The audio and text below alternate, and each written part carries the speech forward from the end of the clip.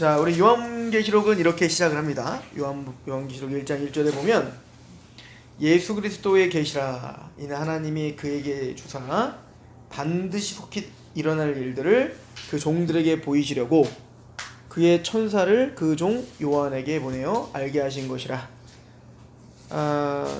그래서 이제 이 계시록이 어떤 책인지를 설명하고 있는데요. 우리가 이미 앞서서 설명했듯이 요한계시록은 바로 예수의 계시다라고 하는 것을 이제 강조하죠. 그래서 우리가 이 예수의 계시다라고 할 때 이거를 오늘은 두 가지로 해석이 가능하다고 했잖아요. 그렇죠? 예수님의 계시도 가능하고 예수님을 계시했다도 가능해요.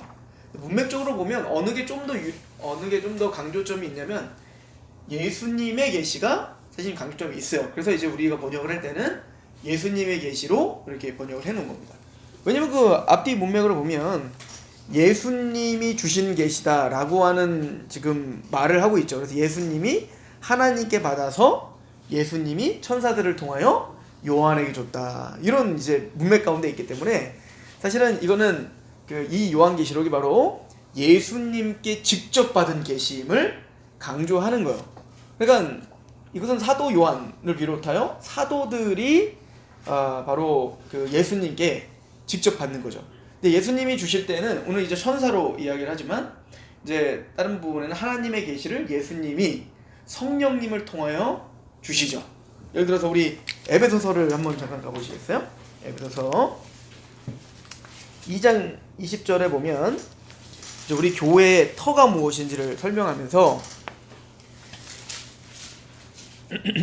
에베소서 2장 20절에 너희는 사도들과 선지자들의 터 위에 세우심을 입은 자라 그리스도 예수께서 친히 모퉁이 돌이 되셨다. 그래서 지금 누구에 대한 얘기를 하고 있는 거냐면 그 위에 19절에 보면 그러므로 이제부터 너희는 외인도 아니요 나그네도 아니요 오직 성도들과 동일한 시민이요 하나님의 권속. 그러니까 구원을 받은 이방인들, 그죠? 이제는 이 복음이 유대인들에게만 국한된 게 아니라 예수님의 십자가로 이제는 우리 모든 이제 믿기만 하면 하나님의 권속이 되었고 하나님의 자녀가 됐어요. 즉 교회를 말하는 거잖아요. 근데 그 교회에 대한 이야기를 하면서 뭐라고 하냐면 너희는, 즉 교회는 사도들과 선지자들의 터 위에 세우심이 있는 거예요. 그러니까 오늘날은 사도와 선지자가 반복적으로 일어날 수 없습니다. 이게 끝난 거예요. 사도와 선지자는 교회의 터이지 교회에 계속적으로 유지하기는 세력이 아니라고요. 그러니까 사도 요한의 끝으로 이제 사도는 없는 거예요, 이 시대에. 우리 3장을 보시죠. 그래서 사도를 이렇게 설명을 하는데 3장 1절 이러므로 그리스도 예수의 일로 너희의 이방인을 위하여 갇힌 자 된 나 바울이 말하거니와 바울은 사도죠. 너희를 위하여 내게 주신 하나님의 그 은혜의 경륜을 너희가 들었을 터이라. 곧 계시로 사도 바울도 계시를 받았어요. 사도 요한처럼 그 계시로 내게 비밀을 알게 하신 것은 내가 먼저 간단히 기록한 것 같으니 그것을 읽으면 내가 그리스도의 비밀을 깨달은 것을 너희가 알 수 있으리라. 이제 그의 거룩한 사도들과 선지자들에게 성령으로 나타내신 것과 같이 다른 세대에는 사람의 아들들에게 알리지 아니하셨다. 이렇게 표현을 하죠. 그러니까 하나님께서 그 그리스도 안에 감춰졌던 그 비밀을 누구에게 알려주신 거예요? 사도들에게 알려주셨다고요. 누구를 통해서? 성령님을 통해서 깨닫게 하시는 겁니다. 그죠? 이거를 이제 베드로 사도는 뭐라고 하냐면 모든 성경은 사사를 풀 것이 아니다. 하나님의 감동하심을 받은 사람들에 의하여 쓰여졌다. 이렇게 표현을 하죠. 그러니까 지금 요한 사도도 바울과 동일한 성사 가운데 그 얘기를 하고 있는 겁니다. 내가 지금 쓰고 있는 이 계시는 바로 예수 그리스도의 계시인데 하나님의 것을 예수님이 천사들을 통하여 나에게 알려준 계시다. 그럼 뭐하라고 알려준 계시냐? 이 요한계시록은 바로 7교회, 오고 오는 모든 교회에게 보내는 편지다. 그러니까 우리가 7교회를 우리가 이미 앞에서 설명했지만요, 7이라는 숫자 상징적인 숫자로 소아시아에 진짜로 있었던 7교회일 뿐만 아니라, 그래서 우리가 계시록 읽을 때는 그 당시 시대적 문화랄지 상황이랄지 그런 언어랄지 이런 걸 이해하면서 봐야 된다고 했잖아요. 그러나 초림 때부터, 예수님의 초림부터 재림까지의 모든 오고 오는 모든 세대의 교회를 상징적으로 표현하고 있는 거예요. 자, 그러므로 우리가 요한계시록을 알아도 되고 몰라도 되는 게 아니라 요한계시록은 당연히 공부해야 되는 겁니다. 왜? 예수님이 직접 교회들에게 주라고.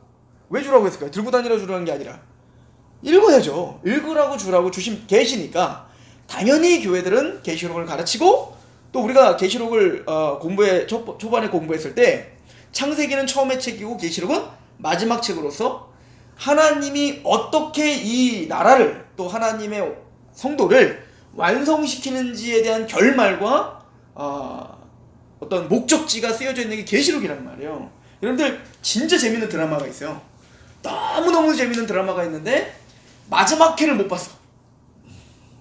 그 결말이 어떻게 끝난지 몰라. 주인공이 살았는지 죽었는지 그걸 모르면 이게 얼마나 답답하겠냐고. 그런 것처럼 우리가 계시록을 모른다는 거는 하나님의 구속사가 어떻게 완성되는지를 모르고 우리가 신앙생활을 하는 거야. 그러니까 우리가 어떻게 끝나는지, 하나님이 어떻게 종지부를 찍는지 그거에 대한 전혀 이해가 없이 그냥 신앙생활을 하는 거죠. 그러니까 그러면은 계시록을 그렇게 등한시할 수밖에 없는 이유가 뭐냐면 성경을 많이 읽어보고 또 성경을 많이 연구하면 끝이 알고 싶지 않겠어요? 우리도 막 드라마도 그냥 안 보면 차라리 안 보고 싶은데, 드라마를 열심히 보기 시작하면, 이 스토리를 알기 시작하면 너무 재밌으니까 끝이 기대가 되는 거란 말이에요. 그런 것처럼 우리가 성경을 연구하고 성경의 구속사를 이해하기 시작하면 계시록은 자연스럽게 보고 싶고 이해하고 싶은 책이 되는 거죠. 근데 그 계시를 요한에게 직접 지금 영감으로 주셨다 라고 하는 것을 이야기를 합니다. 그럼 계시록을 주신 목적은 뭡니까? 그것도 써있죠. 2절을 보십시오. 요한은 하나님의 말씀과 예수 그리스도의 증거, 곧 자기가 본 것을 증언했어요. 그래서 이제 이 사도 요한은 자기 얘기하는 게 아니라 하나님이 예수님을 통해서 보여준 것만 지금 얘기하고 있는 거죠. 그죠? 그러니까 우린 계시록을 누구의 말씀으로 들어야 되는 거예요? 요한의 말이 아니라 하나님의 말씀으로 들어야 되는 거예요. 이게 초대교회의 초대교회의 상이에요. 그러니까 바울도 편지를 보면서 너희가 나의 말을 하나님의 말씀처럼 듣는구나 이렇게 표현하는데, 그게 우리가 해야 될 태도인 거죠. 요한계시록을 읽으면서 이거는 요한의 사고와 요한의 어떤 생각이야가 아니라 하나님의 말씀이구나 라고 하는 마음으로 이 말씀을 당연히 봐야 되는 거고요. 그러면 그 계시록을 주신 목적은 3절 같이 한번 읽어봅시다. 시작. 이 예언의 말씀을 읽는 자와 듣는 자와 그 가운데 기록한 것을 지키는 자는 복이 있나니 때가 가까움이라. 여기 보니까 이 예언의 말씀을 읽는 자, 듣는 자, 그리고 지키는 자, 이게 복이다 이렇게 말해요. 계시록에는 7번의 복에 대한 이야기가 나옵니다. 자, 7은 무슨 수죠? 완전수죠. 그러니까 7번의 복, 7 나팔, 7 대접, 7 인, 다 심판 시리즈 아니에요? 근데 그 심판 시리즈만 있는 게 아니라 계시록 전체로 퍼져 있는 7번의 복에 대한 이야기가 있습니다. 이게 복이다 라고 하는데, 그 7가지 복 중에 첫 번째 복이 뭐냐면 하나님의 예언의 말씀을 읽는 거, 듣는 거, 그리고 말씀을 지키는 거, 이것이 복이다 라고 이야기를 하고, 더 소극적으로는 이 요한계시록을 읽는 자와, 읽는 자는 근데 단수로 쓰여있어요. 단수. 듣는 자들은 복수예요. 이 단수로 쓰여져 있는 이유는 뭐냐면, 오늘날처럼 우리가 성경을 다 갖고 있지는 않다고요. 그 당시에는 종이가 너무 귀했기 때문에 양피지나 이런 걸로 이제 뭐 두루마리나 이런 걸로 썼잖아요. 그러니까 읽는 자는 뭐냐면 그 교회의 지도자랄지 한 사람이 낭독을 하는 거예요. 이 계시록을. 그 읽는 자예요. 단수로 쓰였고, 듣는 자는 그 낭독을 갈망하는 심정으로 듣고 있는 모든 성도들이에요. 그런데 그렇게 읽는 사람이나, 그러니까 읽는다고 하여 내가 꼭 계시를 전달하는 자일 뿐이지, 나는 읽고 끝나는 게 아니라 읽는 자도 듣는 자도 다 같이 어떻게 되는 거예요? 하나님의 말씀으로 읽고 들어야 되는 거고요. 그리고 읽고 듣는 걸 끝나지 않고 지켜 행하는 게 중요하다. 그래서 이제 여기 보면 이 예언의 말씀을 읽는 자와 듣는 자와 그 가운데서 기록된 것을 지키는 자가 복이다. 이게 복인 거예요. 그러니까 이렇게 하는 사람이 복 받는다가 아니고요. 그 자체가 복이라는 얘기인 거예요. 여러분들 마태복음에 보면 산상수훈에서 8복 있잖아요. 8복. 심령이 가난한 자는 복이 있나니 천국이 저희 것이다. 애통하는 자는 복이 있나니 그러니까 심령이 가난한 사람에게 복이 있다. 이런 얘기가 아니라 심령이 가난한 게 복이라는 얘기인 거예요. 그러니까 복 있는 사람은 심령이 가난하다. 이게 원래는 직역이에요. 그러니까 우리가 심령이 가난하나 내 스스로 구원받을 수 없고 오직 하나님과 예수 그리스도의 십자가의 은혜로만 구원받을 수 있습니다 라고 간절한 소망이 있죠. 이게 하나님이 말하는 복인 거예요. 그리고 내가 말씀 앞에 서 있는데 끊임없이 내가 애통이 생기고 하나님 말씀대로 살지 못하는 내 모습이 보이고 그것 때문에 슬프고 하나님 앞에 죄송스럽고 이런 심령이 있어요? 그것 자체가 복이라는 거예요. 그러니까 세상이 말하는 복과 하나님이 우리에게 가르쳐주는 복은 너무 다른 거죠. 우리가 생각하는 복들은 뭐야? 잘 먹고 잘 살고 기쁘고 행복하고 좋고 내 만족 다 채워지고 내가 원하는 데 다 되고. 성경은 근데 그걸 복이라고 말하지 않고 복이란 뭐냐면 하나님과의 관계 문제라고 이야기하고 있는 거예요. 아무리 내가 좋은 집에 살고 내일이 아무리 잘 된다 하더라도 내가 하나님과의 관계가 끊어지고 하나님에 대한 심령의 가난한 마음과 애통한 마음이 없어지고 또 의의를 줄이고 목마른 마음이 없어진다면 그건 복이 아닌 거예요. 복의 상태란 내가 가난에 처해 있건 고난에 있건 내가 잘 먹고 잘 살건 그거와 상관없이 내가 마음이 겸손하냐, 하나님 앞에 갈망함이 있냐, 또 말씀 앞에 내가 애통함이 있냐, 이것 자체가 복이라는 거죠. 그러니까 요한계시록도 그 얘기를 하는 겁니다. 하나님이 우리에게 말하는 진짜 복이는 뭐냐면 이 예언의 말씀을 지금 간절한 마음으로 읽고 있고 듣고 있고 그 말씀을 지켜 행하려고 하는 것 자체가 복이야. 이것을 성경은 가르쳐주고 있어요. 그러니까 이 목적지를 잃어버리면 신앙의 방향이 흐트러지는 거예요. 그렇죠? 그럼 성경에는 요한계시록에는 7가지 복이 있다고 했는데 어떤 복들이 있는가 한번 볼까요? 제가 일단 정리를 했어요. 뒤에 가보시면 8페이지에 가보시면 4번에 3번 계시록에 나오는 7대 복. 첫 번째는 계시록 1장 3절 조금을 본 것처럼 말씀을 읽고 듣고 지키는 게 복이다 이렇게 말을 하고요. 14장 13절에는 뭐냐면 주 안에서 죽는 게 복이다. 무슨 살고자 하잖아요. 근데 하나님은 계시록을 통해서 뭐라 하죠? 주님 안에서 죽고자 하는 게 복이다. 살려 하면 죽겠고 죽으려 하면 산다. 이건 이순신이 말한 게 아니고 그 전에 예수님 먼저 말한 거죠. 이 땅에서 어떻게 살까? 어떻게 하면 내가 더 물론 그것도 복이지만 진짜 복이란 내가 주님을 위해 죽겠다라고 하는 게 진짜 복이다. 이게 성경이 말하는 복이고요. 세 번째는 재림을 소망하고 깨어 자기 옷을 지켜 벌거벗고 다니지 아니하며 부끄러움을 보이지 않는 자가 복이 있나니. 이거 성경을 그대로 제가 그냥 쓴 거예요.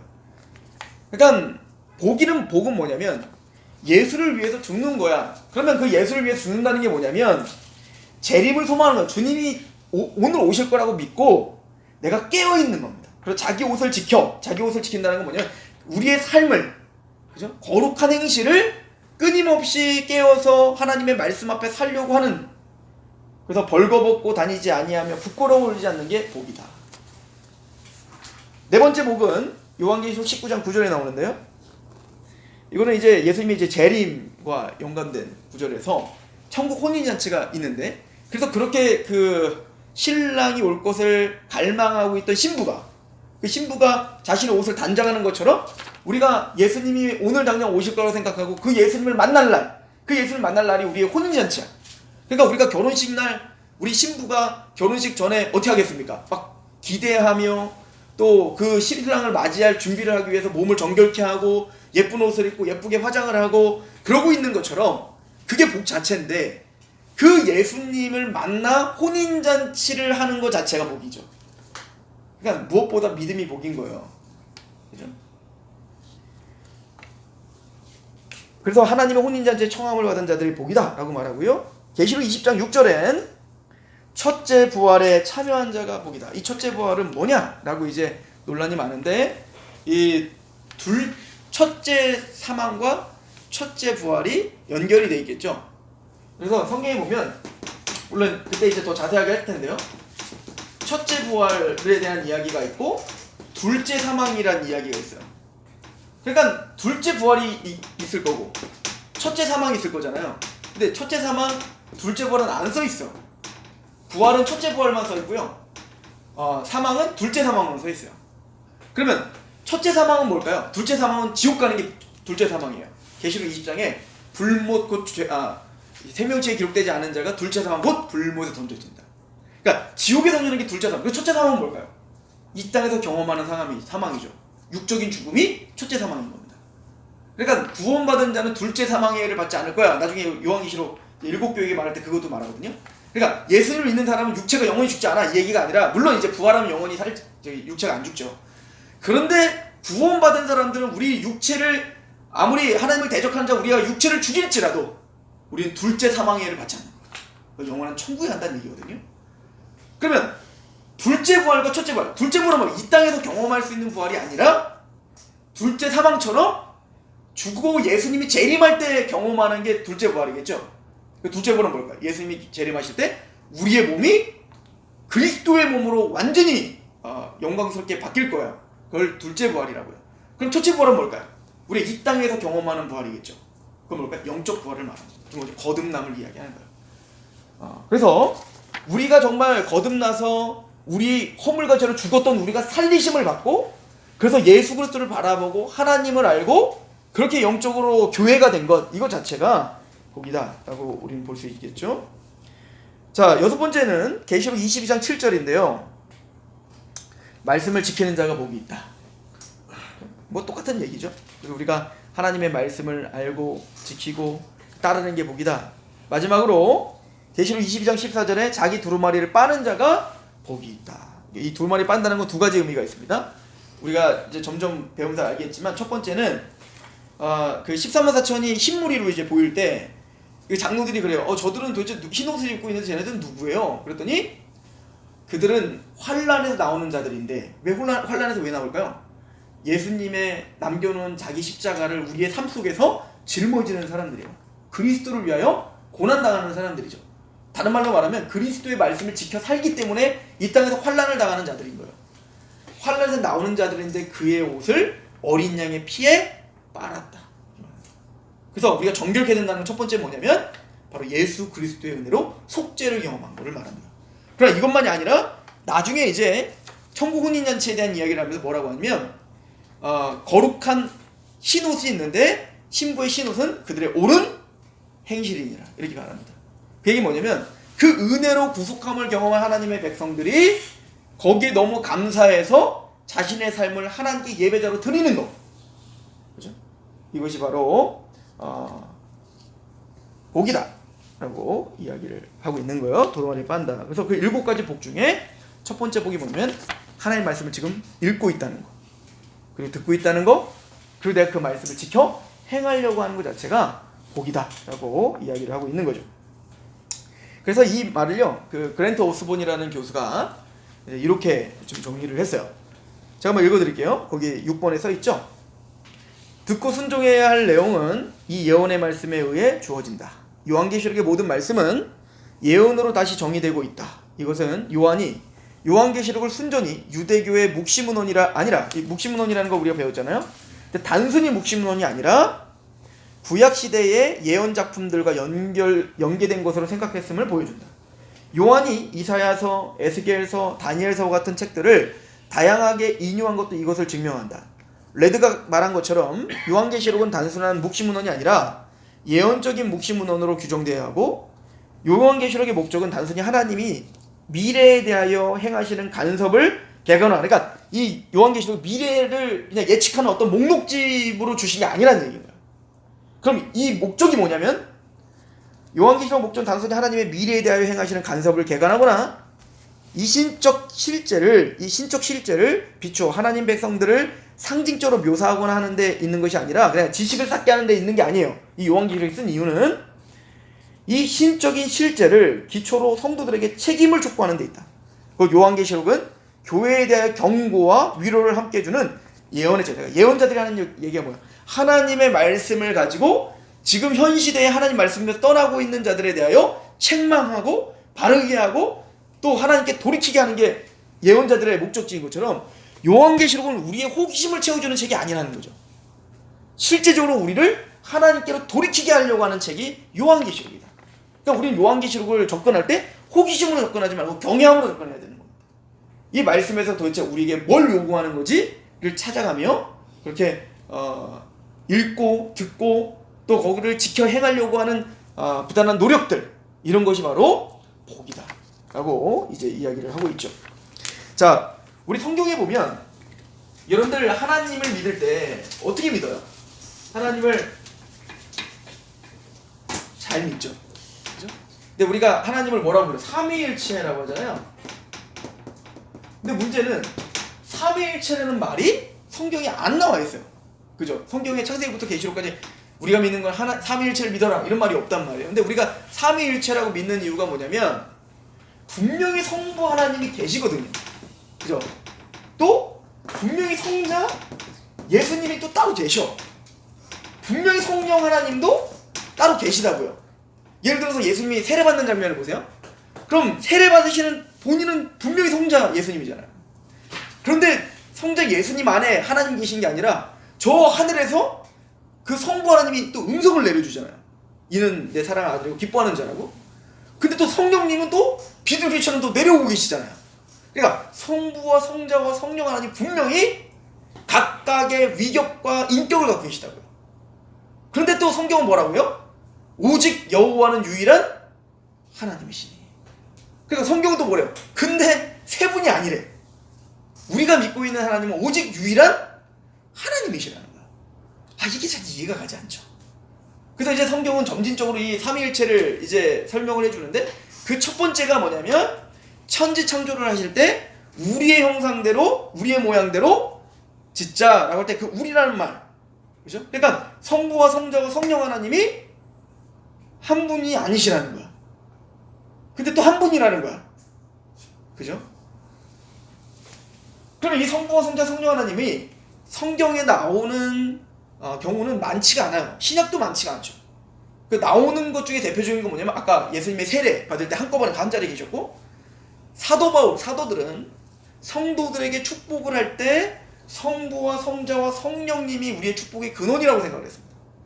그래서 고린도서의 마지막에 보면은 우리가 잘 알고 있는 축도를 하는 거잖아요. 이제는 그리스도의 은혜와 성부 하나님의 사랑하심과 성령님의 교통케 하심, 그러니까 성부와 성자와 성령하는 동일선상에서 하는 역할들이 다름을 시사하죠. 성부 하나님은, 성자 예수님은 자기의 목숨을 내어주시고 구속하시는 은혜를, 성부 하나님은 그 아들을 내어주시는 사랑을, 성령 하나님은 그 내어주신 그 사랑을 우리 안에서 하나님과 교통케 하고, 또 그렇게 믿고 있는 하나님의 백성들을 서로 하나로 교통케 하여 교제하게 하시고, 이게 바로 성부와 성자 성령님이 하시는 역할인데, 보통 그 끝에는 나와 있지만 사도들이 편지를 쓸 때 이제 축복하잖아요. 너에게 평강이 있을지어다 뭐 이렇게 축복하는데, 요한계시록은 유일하게 성부와 성자와 성령의 이름으로 축복하며 시작하는 첫 번째 편지입니다.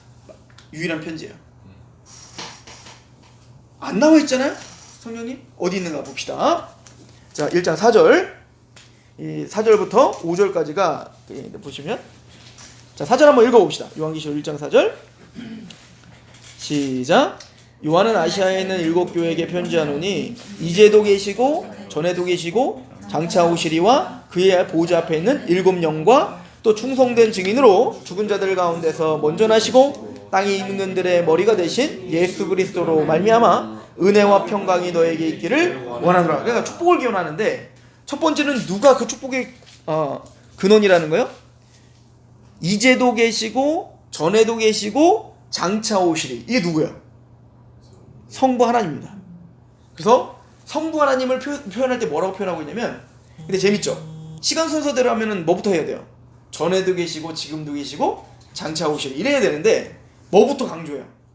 이제도 계시고요. 그죠? 그러니까 이거는 지금 뭐라, 우리에게 편지를 보내면서 지금 너희의 상황과 지금 너희와 함께 계시는 그 하나님은 지금도 살아계셔서 너희를 주장하고 계시는데, 그 하나님은 전에도 계셨던 분이다. 그 얘기 뭐죠? 구약의 하나님, 아브라함과 이삭과 야곱에게 역사하셨던 그 하나님, 그리고 그 하나님은 천지를 창조하신 하나님. 그런데 그 하나님은 장차 이 모든 역사를 완성하실 하나님. 그러니까 현재 우리에게 포커스가 맞춰져 있는 거예요. 네가 믿고 있는 이제도 계시는 그 하나님은 전에 우리를 창조하시면서 모든 역사를 주관하셔서 그 하나님이실 뿐만 아니라, 모든 역사를 계획하신 일 뿐만 아니라 모든 역사를 완성하시고 주관하시는 하나님이야. 이걸 강조하기 위해서 이제도 계시고가 먼저 있는 거예요. 자, 아무튼 근데 지금 성부 하나님은 뭐라고 표현하고 있는 겁니까? 바로 역사를 주관하시는 분이다 이렇게 표현하죠. 근데 나중에 이 이제도 계시고 전에도 계시고 장차 오시리라고 하는 이 표현을 성부 하나님께 돌렸던 이 표현을 나중에는 예수님께 돌리게 돼요. 또 그러니까 예수님을 성부 하나님과 동등되게 보는 거죠. 자, 두 번째, 성자 예수님도 보이죠? 5절, 또 충성된 증인으로 죽은 자들 가운데서 먼저 나시고 땅의 임금들의 머리가 되신 예수 그리스도로 말미암아 은혜와 평강이 너에게 있기를 원하노라. 우리를 사랑하사 그의 피로 우리의 죄에서 우리를 해방하신 그 예수. 그죠? 예수님이 십자가에 죽으시고 부활하신 이후에 그의 피로 말미암아 우리를 구속하신 그 예수. 그죠? 그 예수로 말미암아 너희가 평강과 은혜가 충만하기를 원한다. 그리고 성령님 어디 있어요? 성령님이 4절에 있습니다. 장차 오실 이와 성부 하나님이죠? 그의 보좌 앞에 있는 뭐와 이 7영을 개혁주의에서는 성령님이라고 다 동의를 하고 있죠. 그러면 왜 7영이라고 이야기할까요? 그리고 왜 7영이 왜 성령일까요? 물론 이건 나중에 계시록 11장에서 좀 더 제가 더 풍성하게 설명해 드릴 텐데, 첫 번째는 이사야서에 보면 성령님에 대한 예언이 있어요. 그 예언에 보면 우리가 여러분들 뭐 잘 알고 있는 건데, 거기 보면 성령님을 7가지의 영으로 우리에게 소개를 합니다. 첫 번째는 뭐냐면 우리 8페이지 그 밑에 있죠? 첫 번째 일곱이라는 숫자가 완전수기 때문에 그분은 완전한 영이시다 라고 하는 개념이고요. 이사야서 11장 2절에 보면 여호와의 영이요 지혜의 영이요 총명의 영이요 모략의 영이요 재능의 영이요 지식의 영이요 여호와를 경외하는 영이다. 7가지로 설명을 하거든요. 그래서 아마 이 7영은 바로 그 예언자적인 어떤 이야기로 바로 완전하고 또 하나님의 보좌 앞에서 하나님을 경외하며 또 재능과 모략과 총명과 지혜와 결론은 여호와의 영이신, 그게 바로 7영 성령님이다 라고 이야기를 하고, 가장 유력한 이유는 뭐냐면 사실은 7영을 이야기할 때 스가랴서 그 4장 6절의 말씀을 우리는 좀 봐야 됩니다. 우리 스가랴서 4장 6절을 한번 잠가볼까요? 이거는 좀 해석해 놓고 그래 나중에 이런 말들이 나올 때 좀 이해가 가니까. 스가랴서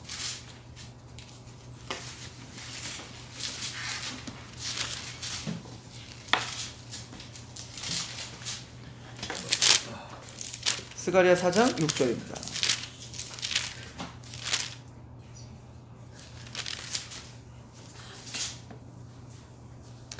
자, 같이 한번 읽어볼까요? 스가랴서 4장 6절 시작. 그가 내게 대답하여 이르되 여호와께서 스룹바벨에게 하신 말씀이 이러하니라. 만군의 여호와께서 말씀하시되 이는 7이지 아니하며 능으로 되지 아니하고 오직 나의 영으로 되느니라. 자, 지금 스가랴에게 누구를 설명하고 있다는 거예요? 오직 성령님을 통해서만 이 일이 이루어질 거야, 이거를 보여주죠. 근데 지금 어떤 환상을 보여주고 있냐면 순금 등잔대가 있어요. 그 2절에 보면 그가 내게 묻되 내가 무엇을 보았느냐, 내가 대답하되 내가 보니 순금 등잔대가 있는데 그 위에 그 기름이 그릇이 있고 또 그 기름 그릇 위에 7 등잔이 있으며 그 기름 그릇 위에 있는 등잔을 위해서 7 관이 있고 그 등잔대 곁에 2 감람나무가 있는데 하나는 기름 그릇 오른쪽에 있고 하나는 그 왼쪽에 있나이다 하고 내게 말하는 천사에게 물어 이르되 내가 주여 이것들이 뭡니까? 라고 대답했더니 그 대답으로 바로 하나님의 영으로 이루어져, 이렇게 설명하는 거예요. 이게 뭔 말이냐? 지금 이런 겁니다. 등잔대라는 건 바로 촛대를 말하는 거예요. 그러니까 등잔대를 말하는데 이게 바로 저기 그 성막에 있는 등잔대고요. 나중에 계시록에 7 촛대를 말할 때도 이걸 말하는 거예요. 촛대가 아니라 원래 등잔대입니다. 이렇게 생긴 거. 이렇게 그림 보신 적 있죠? 그래서 여기 등잔이 있고 여기다 기름을 원래 감람류를 부어서 이렇게 태우는 거예요. 램프 이렇게 태우는 겁니다. 그런데 이 감람나무를 통해서 불이 나야 되는데, 근데 여기 보니까 오른쪽 왼쪽에 뭐가 심겨져 있어요? 감람나무가 심겨져 있고 감람나무에 각 촛대로다가 어떻게 해요? 등잔대로 파이프가 연결됐어요. 이거 무슨 얘기예요? 무한 리필이에요. 그냥 무한 공급기. 그러니까 감람류를 통해서 불이 밝혀져야 되는데 이걸 지금 어떻게 하겠다는 거예요? 그 감람류가 끊임없이 들어갈 수 있도록, 다함이 없게 끊임없이 그 빛을 밝혀줄 수 있도록 지금 뭔가를 도와주고 있는 게 2 감람나무죠. 그리고 이 전체적인 그림, 그래서 감람유를 통해서 지금 불이 밝혀지는 걸 통해서 뭘 얘기하냐면 이거는 바로 너희 힘으로 능으로 할 수 없다는 걸 보여주는 거다. 지금 성전이 재건되고 수르바벨 성전이 재건될 걸 얘기하는데 그런 재건되고 하나님의 일이 너의 힘으로 되는 게 아니라 오직 여호와의 신 성령으로 되는 것을 말하는 거다. 그래서 이 일곱 영은 바로 그 성령님을 이게 일곱 영과 좀 연관된 이야기거든요. 성령님을 가르쳐 이야기하는 거다 이 얘기예요. 자 보세요. 우리 계시록을 한번 가보시죠. 요거와 이제 연결지어서 우리 계시록 4장을 한번 보세요. 조금 헷갈릴 수도 있지만 전혀 안 헷갈릴 만한. 자 계시록 4장을 한번 보세요. 좀 비슷한 얘기가 있어요. 4장 5절을 한번 보시죠. 자 한번 읽어보시죠. 시작. 곧 보좌로부터 번개와 음성과 우레소리가 나고 보좌에 켠 등불 7이 있으니 이는 하나님의 7영이다. 자 여기 보니까 환상을 보는데요. 등불 7이 있어요. 근데 사실 이 등불은 어디서 사실은 본 거예요? 이미 1장에 7 촛대가 이 등불이란 말이에요. 근데 계시록 1장에 7 등불, 이 촛대가 뭔지를 설명해 줬어요. 7 촛대는 교회다 이렇게 표현했다고요. 그런데 그 등불이 있는데 이는 하나님의 뭐래요? 7 영이라는 거예요. 근데 잘 보셔야 돼요. 등불이 하나님의 영이지 등잔대가 하나님의 영이 아니에요. 이해가세요? 지금 요한계시록 1장에 나오는 거는 1장에는 뭘 봤습니까? 우리 그 1장으로 다시 한번 가보시죠. 자 20절 1장 20절 시작. 내가 본 것은 내 오른쪽에 7별과 별의 비밀과 또 7 금촛대라. 7별은 7 교회의 사자요 7 촛대는 그러니까 이 촛대가 뭐라고요? 교회예요. 그럼 이 촛대의 사명은 뭘까요? 빛을 발하는 겁니다. 우리로 말하면 복음의 빛이 전해지고 우리를 통하여 그리스도와 예수와 성령이 그 하나님이 비춰져야 되는 거예요. 그런데 그 등대는 등잔대는 교회인데 거기서 펴지는 등불은 누구라고요? 7 영이라는 얘기인 거예요. 그러니까 정작 진짜로 그 빛을 내는 건 우리가 아니라 누구라는 겁니다. 7 영이신 성령을 가르쳐야 되는 거예요. 그러니까 너의 힘으로 능으로 되는 게 아니야. 오직 하나님의 신, 성령으로 되는 거야. 그냥 우리가 빛을 발해야 될 사명이 있고요. 교회가 하나님의 뜻 가운데 이겨야 될 사명이 있다고요. 그러기 위해서 우리를 교회로 세우셨지만 성령님이 계시지 않으면 우리는 빛을 발할 수 없는 거예요. 왜? 등불은 누구니까? 성령님이니까. 우리는 등대일 뿐이에요. 촛대일 뿐이라고요. 거기에 감람나무의 감람류가 계속 공급을 받아 우리가 태워지는 게 아니라 성령님을 통하여 우리가 빛을 발하게 되는 걸 이야기하고 있는 거죠. 이거는 사도에게 예수님이 하신 얘기예요. 너희들이 이제는 나 때문에 너희가 핍박을 당할 거고 나 때문에 너희가 고난을 당할 거다. 그러나 너희들은 전대나 뭐 지팡이 이런 거 들고 가지 말고 나만 의지하고 돌아가라. 그다음 축복하라. 근데 그 사람이 축복을 받아들이면 축복이 그 집에 갈 것이고 만약에 축복을 받아들이지 않으면 먼지를 떨어버리고 나와라 이거예요. 왜? 대리자니까. 우리가 그냥 전할 뿐이지 우리가 믿음을 주거나 하는 게 아니거든요. 그런데 뭐라고 하냐면 두려워하지 말라는 거예요. 그 너희가 회당에 잡혀가고 또 뭐 법정에 서고 그래서 막 온갖 핍박을 당할 텐데 얼마나 겁나요? 우리가 무슨 말을 하냐고 그 앞에. 근데 예수님 뭐라고 하냐면 너희가 뭘 말할지 두려워하지 말라. 성령이 너희에게 말할 것을 알려주실 것이다. 그러니까 우리가 예수를 고백하고 예수를 전파하는 건 우리의 힘으로 되는 게 아니에요. 그래서 뭐라고 하죠? 사도 바울이? 성령으로 말미암지 않고는 예수를 주라 시인할 수 없다요. 그러니까 우리가 교회가 교회다워지고 그 교회의 사명을 지탱하는 건 우리의 힘으로 능으로 되는 게 아니라 오직 여호와의 신, 성령으로 되는 겁니다. 그래서 지금 요한계시록은 7 영이신 바로 성령님 그리고 이 모든 걸 주관하신 성부 하나님 그리고 이 모든 것들을 완성하시고 자신의 십자가의 피로 성취하신 예수 그리스도로 말미암아 교회의 은혜와 평강이 있기를 축원하고 있는 거예요. 그래서 성부와 성자와 성령 하나님의 그 사역으로 지금 편지를 받고 있는 7 교회가 뭘로 만드신 겁니까? 우리 6절 한번 읽어봅시다. 시작. 그의 아버지 하나님을 위하여 우리를 나라와 제사장으로 삼으신 그에게 영광과 능력이 세세토록 있기를 원하노라. 아멘. 그 성부와 성자와 성령님 하나님의 그 은총과 은혜가 그 십자가의 은혜로 말미암아 우리를 나라와 제사장으로 삼아주셨다. 그래서 지금 편지를 받고 있는 사람들은 누구예요? 일곱 교회, 다른 말로 말하면 제사장들입니다. 그래서 여러분들 우리가 이미 앞에서 설명했지만 14만 4천 신무리 24장로 다 제사장이에요. 24장로는 24반열이 있어요. 그 제사장 반열이 24반열이 있다고 아예. 그래서 제사장을 말하는 거예요. 천상의 제사장. 그리고 14만 4천 그 14만 4천도 다 뭡니까? 제사장들을 이야기하고 있는 겁니다. 신물이 뭐예요? 하나님의 그 성전에서 하나님의 장막에서 계속 밤새도록 일하는 사람들 누구예요? 제사장들이죠. 그러니까 이미 1장에 지금 편지를 받고 있는 너희가 예수님의 십자가로 너희는 나라와 제사장이 되었다라고 선언하고 있어요. 나라는 뭐예요? 나라는 통치함을 말합니다. 통치. 하나님의 통치를 받는 사람들.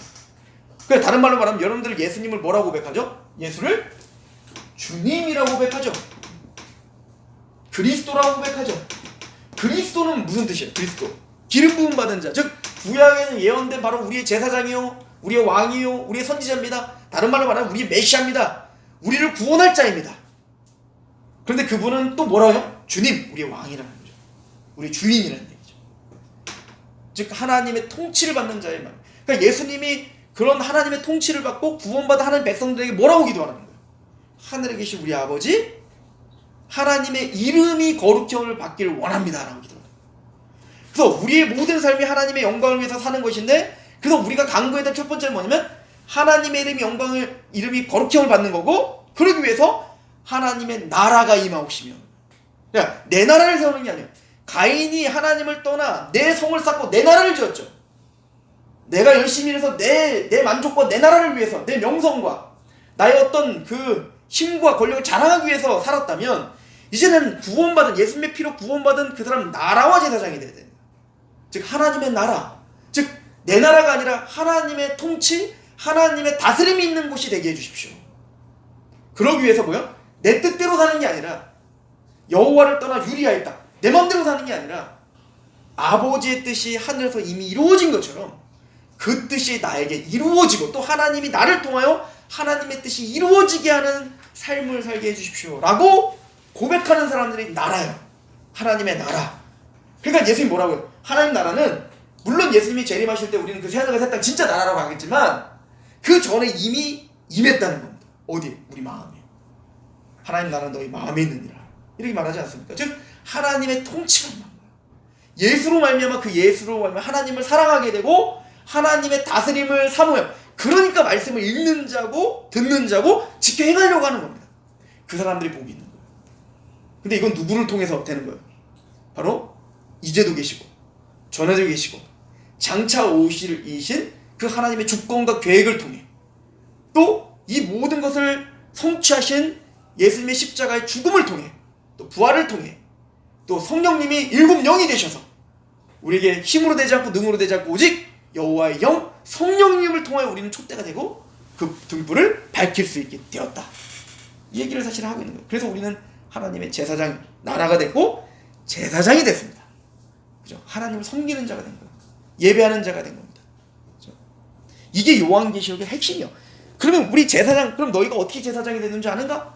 그럼 너희를 어떻게 나라로 만들 줄 아는가? 내가 앞으로 너희를 어떻게 하나님 나라답게 완성시킬 줄 알아? 너희가 제사장이기 때문에 너희를 어떤 제사장으로 만들 줄 알아? 그걸 설명하는 게 이제 요한계시록 전체예요. 그 설명이 14만 4천이고, 그 설명이 바로 흰물이고, 그 설명이 있어 장로고, 그 나라 이야기의 완성이 바로 하늘과 새 땅인 거죠. 거기는 거짓이나 어두움이나 그 아픔이나 어떤 그 악이 전혀 없는 거죠. 그리고 상상이 안 가죠. 김추성 선생님이 그 얘기를 하던데, 생각해 보라는 거예요. 미움이 없어. 짜증이 안 나. 누가 뭐 해도 그냥 다 사랑스럽게만 보여. 이게 상상이 안 가죠. 그런 나라가 상상이, 왜? 우린 경험을 못 해봤기 때문에. 우리가 상상할 수 없는 진짜 하나님의 나라가 우리에게 완성시키고야 말 거야. 이걸 바라보게 하는 거. 이게 사실은 계시록이 이제 하는 얘기죠. 자, 그래서 이렇게 말을 합니다. 6절, 그의 아버지 하나님을 위하여 우리를 나라와 제사장. 근데 누구를 위하여? 그의 아버지 하나님을 위하여. 예수 그리스도가 십자가에 죽으시고 우리를 나라와 제사장을 만드는 목적지는 항상 어디요? 하나님을 위하여. 오직 하나님께만 영광이 되게 하기 위하여. 너희가 먹든지 마시든지 무엇을 하든지 하나님의 영광을 위하여 하라.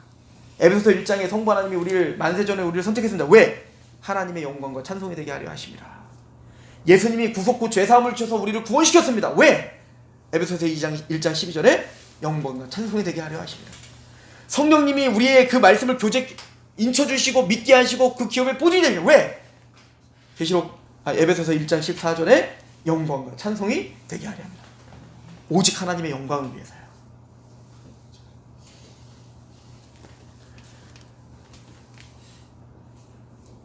(6절에) 그 아버지 하나님을 위하여 우리를 나라와 제사장으로 삼으신 그에게 영광과 능력이 세세토록 있기를 원하노라. 아멘.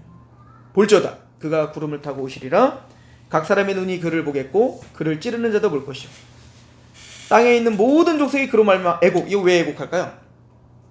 근데 우리는 그 하나님께 지금 순복하고 그 하나님을 기다리고 있는데 수많은 사람들은 그 하나님과 예수 그리스도와 성령님을 봐요, 못 봐요? 못 보죠. 찌른 자가 뭐냐면 그 예수를 비박할 뿐만 아니라 예수를 믿는 자를 찌르는 거. 이거 다 예수를 찌르는 거예요. 그래서 사도 바울이 누구 비박했어요? 예수 믿는 사람들 잡아 죽이려고 했던 거 아니에요? 아니, 사도 바울이 언제 예수님을 찔렀냐고요? 언제 사도 바울이 예수님을 핍박했냐고요? 예수 믿는 사람을 핍박했지. 근데 사울에게 예수님이 나타나 뭐라고 하십니까? 사울아 사울아 네가 왜 나를 핍박하느냐라고 말하죠. 그러니까 여기서 말하는 예수를 찌른 자는 정말 군병들이 십자가에서 찌른 것뿐만 아니라 오고 오는 모든 세대 가운데 예수를 찌르는 자들은 지금도 있는 겁니다. 누구예요? 예수 믿고 있는 우리를 조롱하고 예수 믿고 있는 우리를 고난을 주고 그 복음을 받아들이지 않는 것 자체. 그죠? 이게 바로 그 예수를 찌르는 자죠. 그들은 나중에 애곡하게 될 겁니다. 왜 애곡할까요? 기회가 없기 때문에. 주님은 반드시 구름 타고 오셔서 우리의 눈물을 닦아주실 텐데 그 예수님을 모르고 하나님의 말씀을 읽고 듣고 지켜 사는 것을 전혀 관심도 없던 사람들, 이 사람들은 애곡할 수밖에 없죠. 그래서 복인 겁니다. 하나님 말씀이 여러분들이 지금 읽고 있고 듣고 있고 그 말씀을 지키려고 하는 것 자체가 이게 얼마나 복인지 사도 요한은 그 얘기를 하고 있는 거예요. 나 요한은 너희의 형제요 예수의 환난과 나라와 참음에 동참하는 자라. 그러니까 사도 요한 자기는 특별한 사람이 아니다. 너희와 똑같다. 그래서 여러분들 우리 교회 제도에 보면 감독제라는 게 있고 장로제가 있고 회중제가 있어요. 교황제는 아예 이거는 말할 필요도 없고 얘네들은 이제 지들이 이제 거의 신급되는 거니까 당이 이단이고, 두 번째는 감독제예요. 감독제는 감리교 같은 경우에 감독제예요. 감독제의 특징은 뭐냐면 목사와 성도들이 구분이 되는 겁니다. 나는 너희들과 신분이 달라. 이게 목사예요. 그러니까 로만카라 하잖아요. 신부님들이. 근데 요즘에 그 개신교에서 자꾸 로만카라 하시는데 이거는 굉장히 비성경적인 겁니다. 그러니까 다르다는 거예요. 나는 너희들과 구별됐다는 로만카라 하는 거거든요. 그러니까 지금 그 사도 요한조차 뭐라고 하냐면 나는 너의 형제다라고 그래요. 다른 곳에는 나는 장로요 이렇게 표현한다고. 그러니까 사도조차 자기를 뭐라고 표현하고 있어요? 장로, 형제라고 표현하고 있다. 그러니까 우리는 높고 낮음이 전혀 없는 겁니다. 은사가 다른 거예요. 교회 안의 목사도 장로예요. 그래서 우리가 장로교예요. 왜 장로냐? 가르치는 은사를 주신 가르치는 장로예요. 그러나 말씀을 전하고 그 말씀을 전할 때 하나님의 대리자로서 전파하는 거지, 그가 강대산에 내려오면 우리는 또 형제가 되는 겁니다. 그래서 저도 여러분들처럼 분투하며 그 말씀을 따라 살려고 해야 될 형제들이지 특별한 무슨 막 신적 존재가 아니라는 얘기예요. 그죠? 사도 요한이 자신의 겸손을 이야기하고 있습니다. 많죠. 잘못된 겁니다. 그지? 다 카톨릭으로 돌아가려고 하는 겁니다. 그래서 요한조차도 자기를 뭐라고 해요? 너희의 형제요 예수의 환난과 나라와 참음에 동참하는 자라. 너희와 똑같이 그 예수님 때문에 오늘도 환난을 당하고 고난을 당하고 그렇게 함께 예수님과 함께 고통에 참여하고 있는 나는 너희들과 똑같은 형제다. 하나님 말씀과 예수를 증언하였으므로 말미암아 반모라 하는 섬에 있었다. 그래서 우리가 반모섬에 대한 이야기는 이미 했었죠. 10절에 주의 날, 이 주의 날이 뭘까요? 주일이에요, 주일. 그렇게 보는 게 합당합니다. 이 주의 날은, 초대교회는 주의 날을 뭐라고 표현하냐면 예수님 부활한 날을 말하는 거예요. 부활의 아침. 그래서 주님의 날. 예수님께서 언제 부활하셨죠? 안식 후 첫날. 월요일날 일요일날 부활하셨죠? 그죠? 그래서 우리는 그 부활의 주님을 기념하고 모든 안식의 완성이 언제 된 거예요? 예수님의 십자가와 부활로 우리에게 영원한 안식이 주어지는 거란 말이에요. 그래서 그 부활의 아침에 우리는 모여 우리 부활하여 승리하신 그 부활을 증언하고 그리고 함께 감사하는 예배를 드린 거예요. 주의 날이에요. 물론 예언자적인 선지자적인 말로 주의 날은 심판의 날이기도 했었어요. 여호와의 날, 주의 날, 그죠? 그 주의 날에는 사실 두 가지 의미가 다 함축되어 있죠. 첫 번째는 뭐냐면 심판의 날입니다. 누구한테? 믿지 않는 자들에게. 그러나 믿는 우리에게는 은혜의 날이요, 그 구원의 완성의 날이요, 그런 의미도 우리가 상고해 볼 수가 있습니다. 근데 어쨌든 이 사도 요한은 주의 날에, 이건 마지막 날을 말하는 것 같지 않죠? 왜 지금 환상 본 날이 주의 날이니까. 주의 날은 아마 혼자 고통당하면서 아마 혼자 하나님께 예배드리고 있었을 때였을 것 같아요. 그때 하나님께서 환상을 보여줬다라고 이야기하고 있는 겁니다. 자, 그리고는 11절에 보니까 이르되 내가 보는 것을 두루마리에 써서 에베소, 서머나, 버가모, 도아디라, 사데, 빌라델피아, 라오디게아 등 7교회에게 보내라 하시기로. 몸을 돌이켜 나에게 말한 음성을 알아보려고 돌이킬 때 7 금촛대를 보았는데 촛대 사이에 인자 같은 이가 발에 끌리는 옷을 입고 가슴에 금띠를 띠고 그의 머리와 털에 희끼가 흰 양털 같고 눈 같으며 그의 눈은 불꽃 같고 그의 발은 풀무불에 단련된 빛난 주석과 같고 그의 음성은 많은 물소리와 같으며 그의 오른손에 7별이 있고 그의 입에서 좌우에 날성검이 나오고 그 얼굴은 해가 힘있게 비치는 것과 같더라. 그런데 어쨌든 그 부활하신 승천하신 예수님을 보니까 어떻게 태도를 취하죠? 17절 같이 읽어봅시다. 시작. 내가 볼 때에 그의 발 앞에 엎드려 죽은 자같이 되매 그가 오른손을 내게 얻고 이르시되 두려워하지 말라 나는 처음이요 마지막이니라. 예수님 뭐라고 하시냐면 예수님 딱 보자마자 우리가 그때 얘기했었죠. 여러분들 사도 요한은 가장 사랑받는 제자였잖아요. 항상 예수님 품에 있었어요. 애기처럼. 그러니까 제자들 중에 가장 친근감이 있었던 제자가 사도 요한이에요. 그러니까 그 성만찬할 때도 예수님 품에 있고. 그러니까 항상 그리고 시기를 베드로가 쟤는 어떻게 됩니까? 막 그래가지고 사도 요한은 어떻게 될지 궁금했던. 항상 막 그렇게 막 예수님과 친근하게 있고 그러니까. 그런데 친근했던 그 예수님이 예수님을 만났어요. 그럼 예수님 기다렸어요 하고 할 줄 알았더니 죽는 자같이 넘어지죠. 그러니까 우리가 믿고 있는 예수님은 죽임당하신 어린 양이고 우리에게 친근하고 우리를 도와주시고 긍휼이 많으신 예수님이신데 그분은 지금 뭘로 계시다는 거예요? 영광스러우신 하나님으로 계시다는 사실을 잊어서는 안 됩니다. 우리는 예수님께 맞먹으려고 그러면 안 돼. 그분은 하나님이시라는 거예요. 감히 얼굴을 쳐다볼 수도 없는 하나님인 거예요. 사실은 이 모습은요, 선지자들이 하나님을 대면했을 때의 모습과 동일한 태도입니다. 첫 번째 누구죠? 다니엘이에요. 다니엘서에 보면 그 하나님을 대면했을 때 이건 사실은 우리가 계속 찾아봐야 되기 때문에 한번 봅시다. 우리 다니엘서를 한번 가볼게요. 8장 10. 네, 8장. 다니엘서 8장.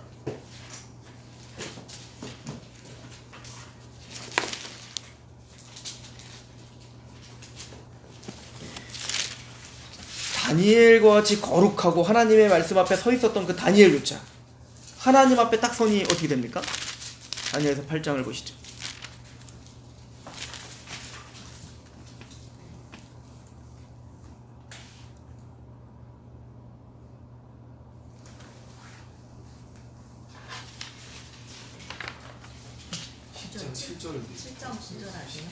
막 여기 다 이렇게 서 있군요. 우리 8장 16절 보세요. 내가 들은즉 을레강 두 언덕 사이에서 사람의 목소리가 있어 외쳐 이르되 가브리엘아 이 환상을 이 사람에게 깨닫게 하라 하더니 그가 내가 선 곳으로 나왔는데 그가 나올 때 내가 두려워서 얼굴을 땅에 대고 엎드리매 그가 내게 이르되 인자야 깨달으라 알라 이 환상은 정한 때의 끝에 관한 것이다. 그러니까 하나님의 음성을 듣자마자 그 다니엘도 어떻게 해요? 완전히 그냥 막 깜짝 놀래가지고 두려워가지고 확 고개를 숙여버리죠. 10장 가보시죠. 다니엘서 10장도 7절입니다. 이 환상을 나 다니엘이 홀로 보았고 나와 함께한 사람들은 이 환상을 보지 못하였어도 그들이 크게 떨며 도망하여 숨었느니라. 그러므로 나만 홀로 있어서 이 큰 환상을 볼 때에 내 몸에 힘이 빠졌고 나의 아름다운 빛이 변하여 썩은 듯하였고 나의 힘이 다 굉장히 중요한 얘기입니다. 거룩하신 하나님을 딱 대면하니 내가 얼마나 미천한 자인지를 알게 되는 거예요. 여러분 욥기를 보세요. 욥기를 보면 욥이 당한 고통을 우리가 헤아릴 수 없는 고통이잖아요. 가장 부자였다가 하루아침에 완전 부도. 그냥 부도도 그냥 부도가 아니라 모든 재산이 한 번에 몰수당했어요. 재산이 몰수당한 것뿐만 아니라 자신의 모든 자녀들이 한꺼번에 죽임당했어요. 머리끝부터 발끝까지 악창이 나고 그 병 때문에 도저히 참을 수 없는. 근데 또 아내는 또 어떻게 해요? 옆에서 차라리 여호와께 저주하고 죽어버려. 그 막 아내는 또 바가지까지 긁어. 그러니까 최악의 상태죠. 최악의 상태. 그러니까 욥기 전체는 어떤 내용이냐면 이해가 가지 않는다 이거야. 하나님 왜 나한테 이러십니까? 좀 나에게 와서 대장부서 나에게 와서 좀 얘기하십시오. 겁내게 하지 말고. 그러니까 자신에게 닥친 그 고난과 고통이 너무 이해가 가지 않고 화가 나고 두렵고 다 이해하지 않습니까? 그런데 그 욥이 새 친구들이 와서 아무리 얘기를 해도 알아들어요? 못 알아들어요? 못 알아들어요. 근데 드디어 하나님이 욥 앞에 나타나시죠. 욥 앞에 나타나서 하나님이 뭘 보여주셨습니까? 내가 사실은 너한테 왜 그랬냐면 이거 설명 안 해요. 하나님이 창조에 대한 이야기를 합니다. 너 내가 땅을 이 공중에 매달 때 너 뭐 했냐? 너 수로를 만들 때 아냐? 이 땅이 어떻게 조성됐는지 아냐? 사자를 어떻게 먹이는지 아냐? 천지창조 이야기를 하는 거예요. 우리가 감히 상상할 수 없는 이야기를 하는 겁니다. 욥은 자신의 인생 속에서 왜 이런 고난이 닥치는지 알고 싶었는데 그거에 대한 대답을 하나도 안 하고 하나님을 알려줬습니다. 하나님의 영광, 하나님의 위엄, 창조하신 하나님을 봤을 때 욥이 어떻게 하죠? 티끌을 뒤집어 쓰고 하나님께 회개합니다. 그 영광 앞에 아무것도 아니었다는 걸 알게 됩니다. 그 영광스럽고 그 천지를 창조하신 하나님을 대면했을 때 욥은 아무 말도 할 수 없었다. 이건 우리에게 굉장히 중요한 사건이에요. 우리는 우리의 삶 속에서 지금 일어나는 일이 이런 말을 하기 미안하기조차 너무너무 힘들고 고통스럽고 죽을 것 같고 이것이 전 우주의 문제라고 생각해요. 당연한 겁니다. 저 아프리카에 굶어 죽는 사람보다 내가 오늘 바늘 찔려서 내 손가락이 아픈 게 우주의 문제죠. 뭐 나에게는. 그럼에도 불구하고 이해가 가지 않지만 진짜 하나님을 대면하는 그날은 아무것도 아니라는 걸 알게 된 것입니다. 아무것도 아니라. 그냥 우리는 죽는 자처럼 될 거예요. 다니엘이 자신의 모습을 볼 때 썩은 것처럼 보이기 시작해요. 썩은 것처럼. 거룩하신 하나님 앞에 볼 때 내가 얼마나 썩은 자인가. 자, 이거는 이사야도 똑같이 얘기하죠. 우리 이사야서 6장 가보시죠.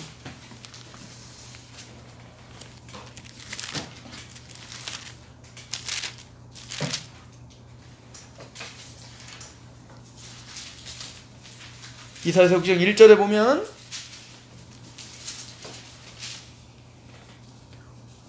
우시아 왕이 죽던 해에 내가 본즉 주께서 높이 들린 보좌에 앉으셨는데 하나님을 본 거죠. 그의 오른 옷자락은 성전에 가득하였고 이게 다시 사실은 이제 그 예수님을 표현한 요한계시록 다 연결된 거예요. 그 긴 옷을 입고 금띠를 두르고 다 이거와 다 연결된 겁니다. 스랍들이 모시고 섰는데 자 보세요. 스랍들이 뭐냐면 천사들이에요. 그러니까 하나님을 가장 지근거리에서 호위하는 천사들이에요. 그러니까 이 천사들이 얼마나 거룩하겠어요.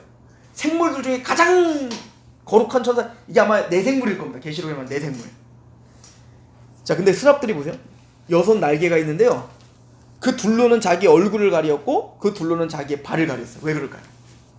그 6개 중에 둘은 눈 가리고 둘은 발 가리고 둘은 막 날개짓하고 세상에 그런 거죠.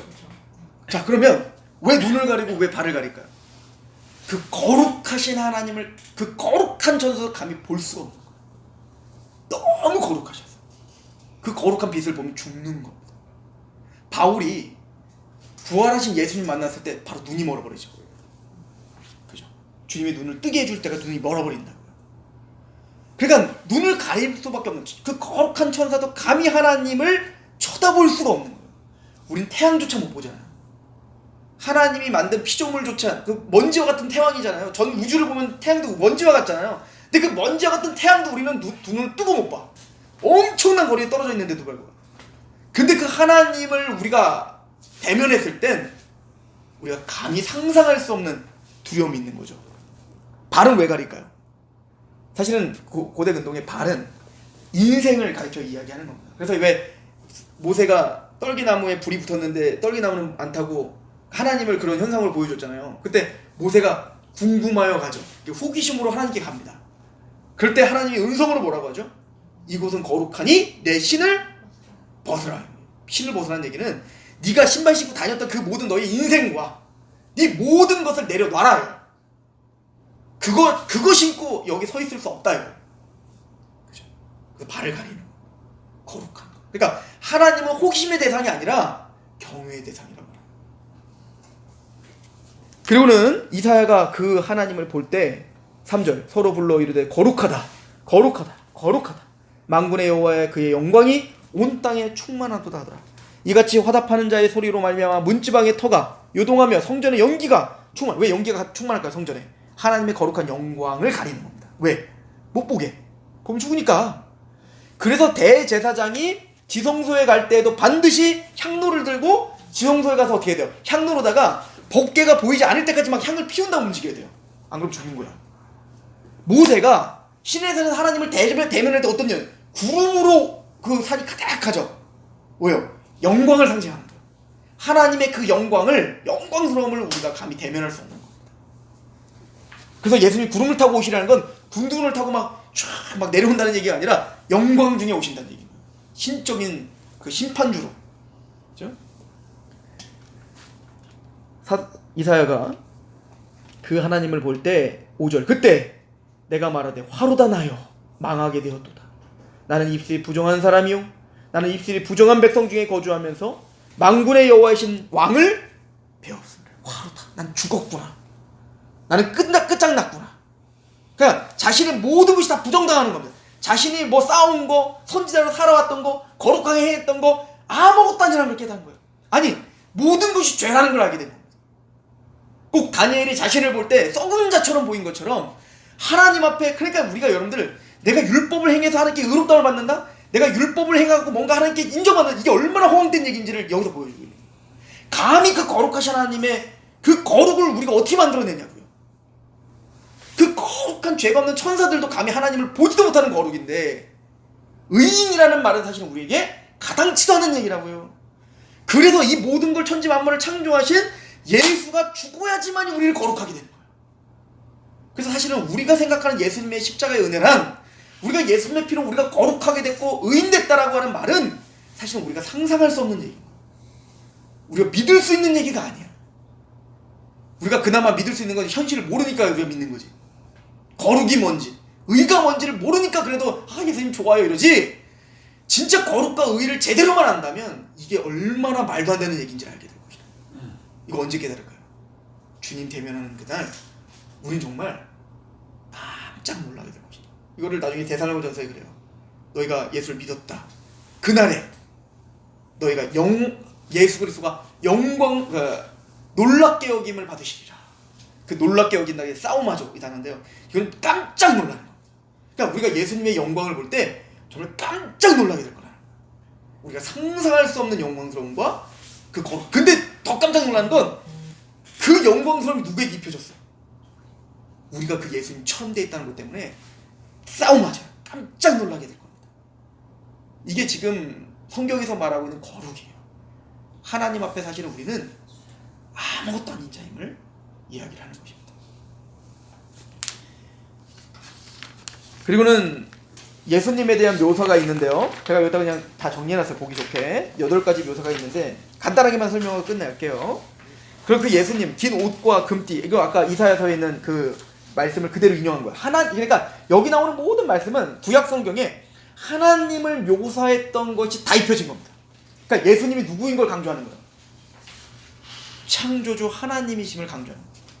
신적 성품, 하나님과 동등되신 분임을 지금 바라보고 있는 거예요. 긴 옷과 금띠는 뭐 여러 가지가 있지만 제사장의 의복, 그러니까 우리의 영원한 대제사장이신 예수 그리스도를 상징할 뿐 아니라 아까 이사야서 봤죠. 하나님의 옷자락이, 하나님이 계시는 것도 아니고 하나님의 옷자락이 성전에 가득한데 막 난 화로 다 죄요 막 이러잖아요. 그러니까 그 거룩하신 이사야서 본 그 거룩한 옷자락 누가 입고 계시는 거예요?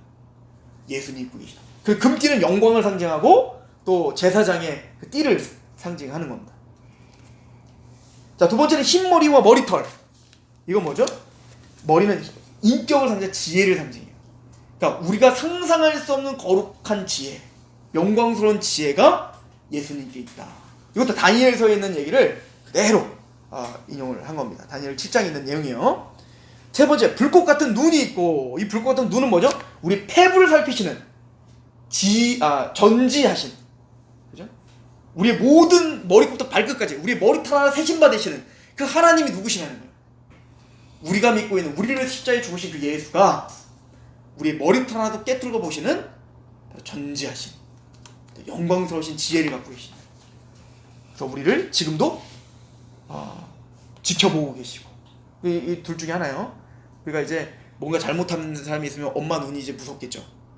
근데 잘못한 게 없고 엄마가 눈이 사랑스럽게 느껴지겠죠. 풀입니다. 예수의 은혜로 구원받은 사람들은 이 눈이 너무 감사해요. 그러나 그 예수로 죄사함을 받지 못한 사람들에게는 이건 너무너무 두려운 얘기예요. 관찰하시고 폐부를 살피시고, 주석과 같은 발이 있고, 아까도 말했지만 인생을 상징하는데, 이 주석과 같은 발은, 빛난 발은 모든 영광스러운 그 모든 인생에 그리스도의 하나님의 그 모든 것이 묻어져 있는, 그래서 이제 불꽃 같은 눈과 밀접한 관련이 있는데요, 주석 같은 발은 그리스도의 영광의 힘을 상징해요. 사실은 이제 주석은 또 하나 뭐를 상징할 때 많이 쓰냐면 심판을 상징할 때 많이 써요. 사실 이건 심판주로서 예수 그리스도를 강조하고 있는 거기도 합니다. 근데 고대에는 발로 인생의 행로를 묘사하는 것과 연결됐는데, 그리스도의 삶의 힘이나 안정성, 그리고 절대적인 순수함을 상징적으로 보여주고 있는. 그러니까 예수님은 뭐예요? 그 모든 삶이 거룩하셨죠. 그리고 거룩하시죠. 행하는 일이 거짓이 없으세요. 그래서 심판주가 되시는 거죠.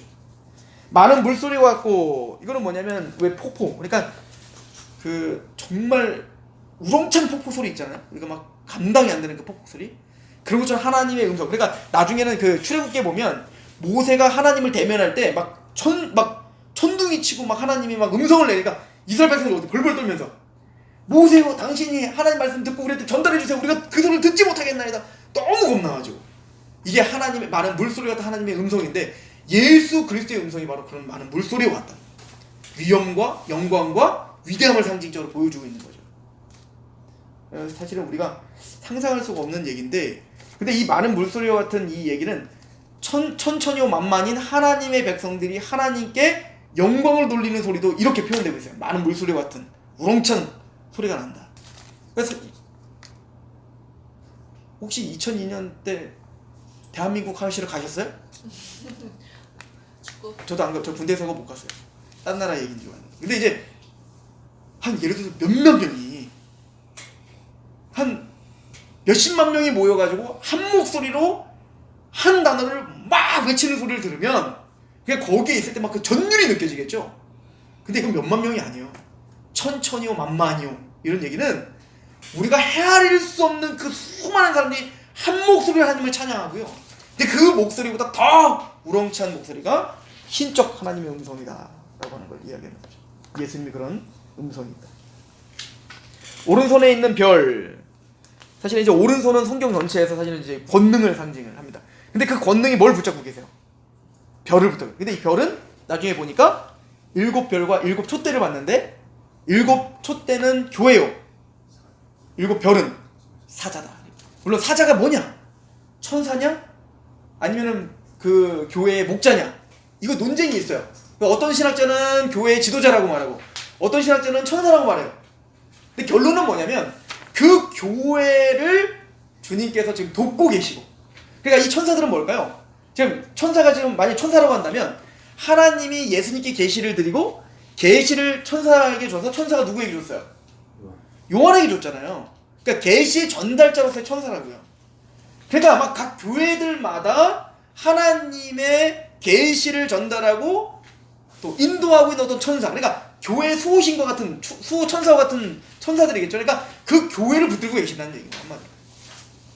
또 만약 목자라면 그럼 그대로 말 그대로 그 교회를 그 목자를 통하여 먹여야 되니까 그 교회의 목자를 붙들고 계신다, 이렇게도 표현할 수 있겠죠. 결론은 이 위엄이 있으신 하나님이 신 예수가 오른팔에 그 능력으로 뭘 붙들고 계시는 거예요?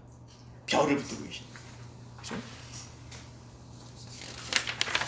7번에 입에서 나오는 검, 이것도 다 구약 성경에 있는 이미지인데 이사야서 11장 4절 입에서 나오는 막대기가 악인을 치게, 이건 심판에 대한 얘기. 그리고 입에서 나오는 검은 뭐냐? 좌우에 나서 검은 바로 말씀을 상징합니다. 그러니까 말씀으로 심판하실 것을 이야기하는 거예요. 그 말씀의 잣대로 우리를 심판하실 심판주시다. 우리의 더러운 것들을 드러내며, 그래서 하나님의 말씀 운동력이 있고 골수와 영을 찔러 쪼개까지 하니 우리의 더러워지고 드러내시는 하나님 말씀으로 되는 거죠. 우리가 얼마나 죄인인지, 또 그래서 우리가 얼마나 하나님 앞에 보잘것없는 자인지 이걸 알게 하시는 게 말씀이죠. 빛나는 얼굴, 이것 또한 이제 시편 84편, 이사야서 60편 하면 시편 84편에 보면 하나님을 해와 같이 빛나시는, 그러니까 우리가 상상할 수 없는 빛 가운데 계시는데 예수님이 해와 같이 빛나죠. 그러니까 빛의 근원이시라는 거예요, 예수님이. 근데 여러분들 혹시 그 구약 성경에 보면 출애굽에 보면 모세가 시내산에 하나님을 대면했는데 내려왔는데 얼굴에 막 그 빛이 묻어가지고 감히 사람들이 쳐다볼 수도 없었죠. 그 뭔 얘기냐면 그 하나님의 사람들에게 그 거룩하신 빛을 반사하게 하는 은혜를 주셨죠. 우리 한 말씀만 좀 찾아볼까요? 우리 아니죠. 이사야서 60장 보세요. 이사야서 60장 19절.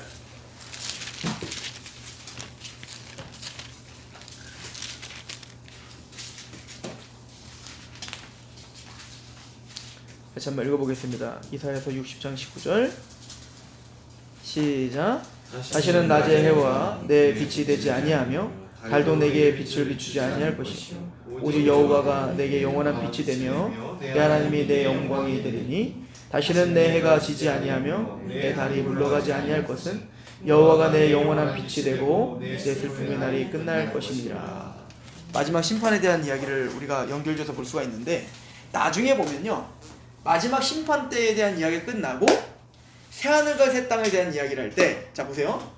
여러분들 예수님이 예언할 때도 그렇고 또 선지자들이 뭔가 종말에 대한 예언을 하거나 어떤 그 하나님의 역사가 뒤집어피는 심판에 대한 예언을 할 때 꼭 하는 얘기가 있어요. 해가 어두워질 거고 달이 핏빛이 될 것이고 별이 다 하늘에 떨어질 것이고, 이건 막 해성 충돌 막 이런 얘기가 아니에요. 일시월시 이런 얘기가 아니라 이건 선지자적인 이야기인데, 그 얘기 뭐냐면 하나님이 해와 달과 별, 여러분들 해와 달과 별은 단순히 그냥 빛을 비추는 용도가 아니라 우리의 생명이에요. 해와 달과 별이 비치고 이런 건 다 지구의 자전과 공전과 이 우주의 질서와 또 우리에게 생명의 영양분을 주고, 이게 다 해와 달과 별을 통해서 되는 거잖아요. 근데 해와 달과 별을 없앤다는 건 뭐냐면 그 당시에 사람들이 어땠어요? 하나님이 해와 달과 별을 주니까 그 해와 달과 별을 주는 하나님을 찬양하는 게 아니라 뭘 숭배했어요? 해를 하나님이라고 막 해. 또 달을 숭배하고 또 별을 숭배한단 말이에요. 그러니까 하나님 마지막 심판은 뭐냐면 해와 달과 별을 딱 없어지는 거예요. 그럼 어떻게 되는 겁니까? 그게 저주죠. 내가 의지하고 살았던 그 모든 것들이 싹 다 어두워진 거예요. 그래서 예수님이 그 악인들을 말할 때 어떻게 해요? 너희가 바깥에 쫓겨나? 어두운 데 쫓겨나? 이를 갈미. 이게 두려움의 상징이에요, 사실은. 하나님의 모든 일반 은총을 다 걷어가시는 겁니다. 그냥 아무것도 없는 어둠 천지. 그러니까 10가지 재앙에서도 이스라엘과 이집트를 딱 구분해서 뭐예요? 이집트에는 어두움이, 그러나 이스라엘 백성들에게 뭐가 비쳐요? 해가 비치죠. 그러니까 사실은 해와 달과 별이 없어지는 게 마지막 심판이고, 그때는 말할 수 없는 두려움으로 이를 갈며 애통할 거예요. 그러나 해와 달과 별이 없어지는 게 우리에게는 뭐예요? 축복이에요. 왜일까요? 해와 달과 별이 아닌 진짜 빛을 보는 날이에요. 우리는 해같이 빛나시는 예수 그리스도를 만나는 날이에요. 우리 계시록 하나 볼까요? 22장.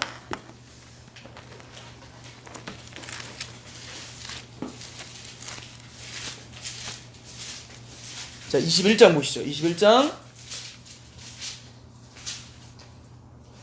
22절. 성 안에서 내가 성전을 보지 못하였으니 이는 주 하나님 곧 전능하신 이와 및 어린 양이 그 성전이심이라. 그 성은 해나 달의 비침이 있을 데 없으니 이는 하나님의 영광이 비치고 어린 양이 그 등불이시라. 진짜 영광스러운 빛을 만나는 날이에요. 우리의 생명의 근원을 만나는 날인 거예요. 그래서 그 주의 날은 우리에게는 복의 날이죠. 그 해처럼 빛나는 그 예수를 만나는 날인 거예요. 그래서 진짜 우리가 생명력 있는 그 생명을 만나는 날인 거죠. 그리고 또한 그 성경에 보면 하나님의 백성들을 빛으로 표현하죠. 그래서 모세도 그 얼굴에 영광을 드러내기 위하여 빛이 비친 것처럼 에베소서 우리 뭐라고 해요? 너희는 빛이라. 빛의 자녀들처럼 행하라. 우린 반사체들이라는 겁니다. 이 해처럼 빛나는 예수 그리스도의 그 영광을 우리를 통하여 비추시는 겁니다. 그래서 우리를 그런 사람 뭐라고요? 왕같은 제사장. 자, 마지막으로 한 구절만 보고 끝낼게요. 우리가 너무 잘 아는 베드로 전서 2장입니다. 자, 결론입니다. 자, 우리가 촉대입니다. 성령님을 통하여 우리가 빛을 비춰줘야 된다는 얘기고요. 그 빛은 어떤 빛이어야 됩니까? 바로 그리스도의 영광스러운 빛이어야 되는 겁니다. 그래서 우리를 뭐라고 그랬어요? 십자가의 피와 부활로 우리를 나라와 제사장으로 삼았어요? 그럼 제사장이 하는 역할이 뭡니까? 베드로전서 2장 우리가 잘 아는 말씀이잖아요. 9절. 그러나 너희는 택하신 족속이요 왕같은 제사장들이요 거룩한 나라요 그의 소유가 된 백성이니 이는 너희를 어두운 데서 불러내어 그의 기이한 빛에 들어가게 하신 이의 아름다운 덕을 선전하게 하려 하심이라. 우리는 어두운 가운데서 그리스도의 영광의 빛으로 들어가는 자들입니다. 그리고 우리의 사명은 뭐예요? 그 영광스러운 그 해와 같이 빛나는 그 거룩하신 예수의 그 빛을 선전하는 거예요. 그리스도의 빛이요, 소금이요, 향기요, 다 똑같은 얘기죠. 우리를 통하여 그리스도의 영광만이 비춰지는 이 바로 교회고 제사장들이다. 이게 요한계시록이 우리에게 하는 얘기입니다. 그리고 그 빛의 근원이신 예수님이 오늘도 우리를 붙잡고 계시다. 7 촛대 사이에 거니시며 7 별을 붙들고 계신다. 이것이 우리에게 주시는 메시지입니다.